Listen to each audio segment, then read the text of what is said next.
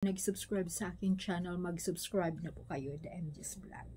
So, ayan, kahit naman alam nyo, kahit naman alam nyo kung sino yung mga tao na nagsasabing laos na si Alden, or nasaan na nga daw yung career ni Alden, humina na daw, isi-CF nga, alam nyo naman yun, dahil diba binigyan ko na kayo ng clue na ayaw niya sa asawa niya. Oh, di ba? Kay Maine. Pero, alam nyo, noon pa naman. Alam nyo naman yun, di ba? O palangga. So, ayan, siya ang nagsasabi.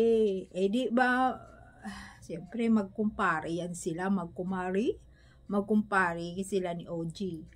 So, mamang ba yung tawag nila ng mga artista kay OG? Di ba sila naman yan? Hindi pwedeng mag-aawa yan kasi sila lang naman yung nagkukwento. Di ba? Nasaan na nga daw yung career ni Alden pagkatapos doon sa show ng movie nila ni Catherine. Di ba? Maswerte daw si Catherine dahil ang dami daw proyekto. Si Alden daw wala na this year, 2025. So, bakit na problema siya? Ang dami ng pera ng idolo natin. Baka yan na nga ang umpisa na nagpakita si Alden sa birthday ni Maine. Di ba? Tapos, bakit nga di ba? Bakit yun nagpakita? At yan, bigla na lang na nasaan na daw at humina na ang proyekto ni Alden. Nako, may bago po siyang lumabas siya sa isang sikat na brand dito sa Pilipinas.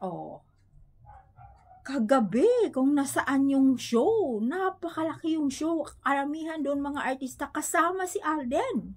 Doon sa naglalakad sa nagpakita sa kanyang katawan.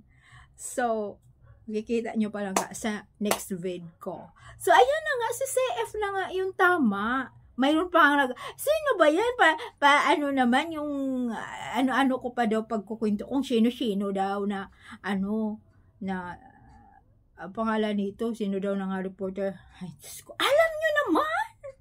Diba, hindi na natin yun gusto nyo pa talagang didiin natin. Ako, alam nyo na yan si CF kasi yan talaga. Kilala mo yan, yung mga Aldab Nation totoo, alam niya. Pero mayroon talaga dito sa atin na hindi ko alam kung Aldab Nation ba siya. Tagalagang yung kanyang mga, yung, bakit ba yan? Ay, naku, pinagsasabi nyo.